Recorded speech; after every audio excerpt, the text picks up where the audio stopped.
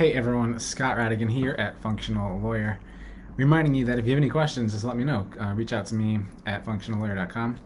I got a chat widget on there that I respond to personally, so if you have any questions that you'd like to see featured on live, or if you want to chat with me in person on a Zoom call, we can certainly set that up as well. So this week, a couple questions that back to back, and I just want to talk about kind of the concepts behind them. And you probably already know the answers, but it's not as obvious as it might appear now. So I was talking to a provider today in my office hours at the membership at Functional Lawyer, and I was recommending that she get a telemedicine license in Florida. As you've probably heard me say before, Florida allows you to register to practice telemedicine in Florida without going there, without setting up a physical office there, so long as you have a license in good standing in another state. If you need information on that, you can go to functionallawyer.com/Florida, and there's a step-by-step guide there for you, and you can register today even. We were talking about that, and she asked about insurance, and I said yes, of course. And this is something that I just take for granted, but it's not always that obvious to providers that if you expand into another state, you should check with your insurance company, your malpractice insurance, and make sure that they're going to cover you for seeing patients in that state. But before you even get there, make sure your malpractice coverage includes telemedicine. These days, it seems like it's a given, but that's not always the case. And insurance, like the law, like medicine, kind of goes with a lot of precedent and what was done before. And so they don't like a lot of unknowns in the insurance world. As you can imagine, they don't like to insure something if they haven't done all the math and made sure it's profitable for them. So just double check. So take this time this week, this afternoon, call up your insurance agent and just double check that, one, you're covered for telemedicine in your state, and then two, if you're going to expand to another state, see what you have to do in order to get coverage for that state as well. Excuse me. So that's another thing that I want to talk about. The second issue today is risk tolerance. So, of course, you would never start a medical practice without getting some sort of a malpractice insurance, right?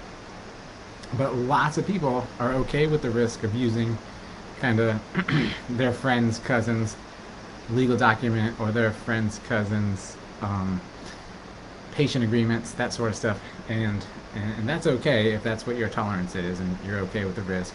You figure it's good enough. If you ask an insurance agent whether you should get insurance, their answer is probably going to be yes, and not just because they make money when they sell you an insurance policy, but because they've seen it happen where people who don't have insurance get bitten in the butt, right? So, on a related note, make sure that if you're going to be using, written things that you write yourself, or if you're going to be venturing into new areas of medicine or new things that you're not quite so sure on, double check with yourself, like look in the mirror and see what your risk tolerance is. Like, if someone were to really inspect this, would it pass muster? And if the answer to that is no, and you're okay with that, fine, go for that. That's okay. But if you are someone who wants to do things the right way, you have all your ducks in a row, not reinvent the wheel, then it's time to talk to a professional. And I'm not just trying to make sure everybody's protected legally too, but people ask me accounting questions, and I'm not an accountant. I can give some basic general knowledge on it, but normally I'll say check with your CPA or check with a CPA, because they have intimate knowledge of the tax code and what's okay as a deduction, what's not okay, what you can do legally to maximize how much of the money that you make that you take home, which is another way of saying not pay taxes legally. But I can't answer those questions for you. That's something you need to either A, talk to an accountant about, or B, if your risk tolerance is high, roll the dice and just hope that everything works out in the end.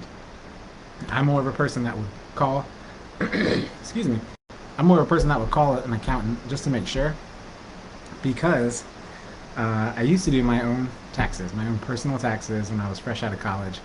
And one year I made a mistake. I got a bill from the IRS, something like $8,000, which fresh out of college is a ton of money. So I freaked out, right? Well, I had just failed to check one box or put a number in. I had sold a securities instrument that year, and it looked like I made, $25,000, let's say, when I really had made only $2,000. I didn't put in that I bought it for 23. I'm making these numbers up, but the point remains, I made about this much. They thought I made this much, and so they billed me accordingly. It all worked out in the end, but the point is, I tried to do it myself, and I made a very rookie mistake. And so from that point on, I don't do it myself anymore. And even though my taxes situation is very simple, or was until I started running businesses, it's just not something that I do day in and day out. It's not my profession. So, one, check to make sure that your insurance covers the activities that you're currently doing, and if not, get more coverage. And then two, if you're a person that likes to do things the right way and likes to kind of make sure that things are done the right way, by the book, or ducks in a row, however you want to say it, consult somebody who does that for a living. Accounting, financial advising, attorneys, of course, insurance agents as well, realtors if you're buying houses, that sort of stuff. So that's this week's recommendation. Go ahead and have a great weekend, and we'll see you guys next week.